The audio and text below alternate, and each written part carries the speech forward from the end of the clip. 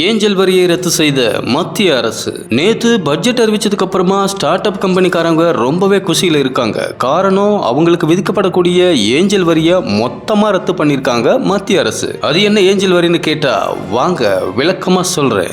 பொதுவா start up நிறுவனங்கள் அதோட மார்க்கெட் வேல்யூவை விட அதிகமா ரெவன்யூ பார்த்தாங்கன்னா அவங்களுக்கு இந்த ஏஞ்சல் வரி விதிப்பாங்க. அதாவது இன்வெஸ்டர் கிட்ட ஷேர் செல்லிங் மூலமா திரட்டுற நிதி அவங்களோட மதிப்பிடலை விட அதிக லாபம் தருதுன்னு வச்சுக்குவோம். அப்படி வர தொகையில அவங்க மதிப்பிட்டதை தாண்டி எக்ஸ்ட்ராவா வந்த பணத்துக்கு வரி கட்டணும். இந்த வரி தான் ஏஞ்சல் வரி.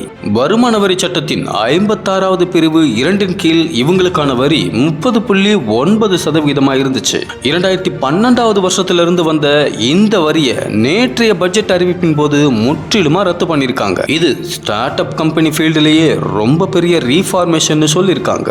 சரி, ஒருவேளை நீங்க ஒரு ஸ்டார்ட் அப் கம்பெனி ஆரம்பிக்கணும்னு நினைச்சா எந்த கம்பெனி ஆரம்பிப்பீங்கன்னு கமெண்ட்ல சொல்லுங்க.